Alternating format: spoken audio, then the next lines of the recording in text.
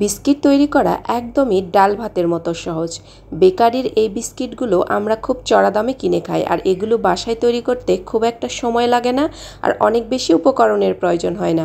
হাতের কাছে থাকা কয়েকটা উপকরণ দিয়ে এই মুচমুচে খাস্তা বিস্কুটগুলো তৈরি করে নেওয়া যায়। চলুন তাহলে দেখে নেওয়া যাক এই বিস্কুটের রেসিপিটি। প্রথমে নিয়ে নিচ্ছি 1 কাপ পরিমাণ ঘি। আপনারা চাইলে এখানে শুধু তেল অথবা তেল এবং ঘি দুটো মিক্সড করেও এখানে ব্যবহার করতে পারেন। এরপর নিয়ে নিচ্ছি 1 কাপ পরিমাণ গুঁড়ো করা চিনি, আর চিনিটা অবশ্যই গুঁড়ো করে এখানে ব্যবহার করতে হবে। আর এই চিনি গুঁড়ো করা খুব একটা কঠিন কাজ না, ব্লেন্ডার জারে অথবা পাটায় বেটেও কিন্তু চিনিগুলোকে গুঁড়ো করে নেওয়া যায়। তো আমি ব্লেন্ডার জারে দিয়ে চিনিগুলোকে গুঁড়ো করে নিয়েছি, আর সেই কাপ দিয়েই আমি মেপে নিচ্ছি 2 কাপ পরিমাণ আটা। আমি আটা দিয়ে আজকে এই বিস্কিটগুলো তৈরি করব। আপনারা চাইলে এখানে ময়দাটাও ব্যবহার করতে পারেন। আর নিয়ে নিয়েছি 1/4 চা চামচ পরিমাণ বেকিং পাউডার। বেকিং সোডা না, এখানে বেকিং পাউডারটাই ব্যবহার করতে হবে। এরপর ভালো মতো করে নেড়েচেড়ে সবগুলো উপকরণকে মিশিয়ে নিতে হবে। এই পর্যায়ে হাত দিয়ে ভালো মতো করে ডোটাকে মাখিয়ে নেব। আর এখানে পানি বা কোনো লিকুইড দুধ ব্যবহার করা যাবে না। আপনারা চাইলে এখানে গুঁড়ো দুধটা ব্যবহার করতে পারেন। তো ভালো করে হাত দিয়ে আমি বিস্কিটের ডোটাকে মাখিয়ে নেব। তো মাখাতে মাখাতে ডোটা অনেকটা নরম হয়ে যাবে। তো ডোটা একদম রেডি হয়ে গেছে। এখন এটাকে আমি 10 মিনিটের মতো একটু রেস্টে রেখে দেব। তো 10 মিনিট বাদেই ফিরে আসছি। তো এ ফাঁকে আমি বিস্কিট যেই ট্রেটাতে দেব সেই ট্রেটাতে আমি একটা পেপার বিছিয়ে নিয়েছি। আপনাদের হাতের কাছে যদি বাটার পেপার না থাকে তাহলে আমার মতো এরকম করে বাটার পেপার বাসায় তৈরি করে নিতে পারবেন। একটা সাদা পেপারের মধ্যে একটু ঘি লাগিয়ে নিলেই কিন্তু বাটার পেপার একদম রেডি।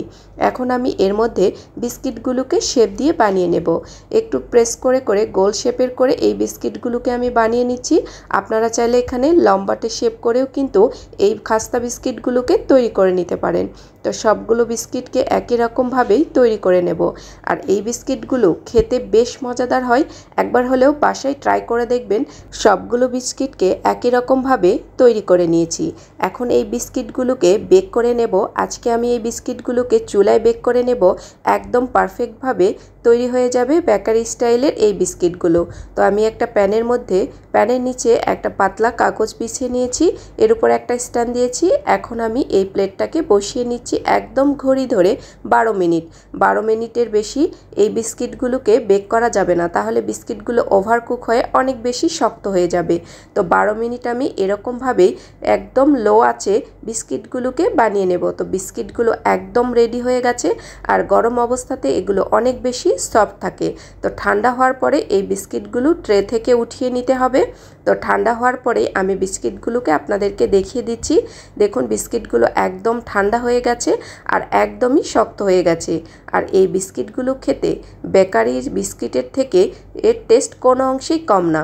বাসায় তৈরি করে দেখবেন, আপনি বেকারির বিস্কিট খাওয়ার কথা ভুলে যাবেন। আমি তো একবার তৈরি করে এই বিস্কিটের ফ্যান হয়ে গেছি। এখন আমি মাঝে মাঝে এই বিস্কিটগুলো তৈরি করব। আমার বেশ ভালো লেগেছে খেতে। তো বিস্কিটগুলো আমি সবগুলোকে একটা প্লেটে উঠিয়ে নিয়েছি। তো দেখে বুঝতে পারছেন বিস্কিটগুলো কতটা সুন্দর হয়েছে। আর বিস্কিটের মাঝখানে আমি একটু শাসলিকের কাঠি দিয়ে ফুটো করে নিয়েছি, জাস্ট এগুলো ডিজাইনের জন্য। আপনারা চাইলে নাও করে নিতে পারেন। একটা বিস্কিট আমি ভেঙে দেখাচ্ছি, দেখুন কতটা খাস্তা বিস্কিট তৈরি হয়েছে।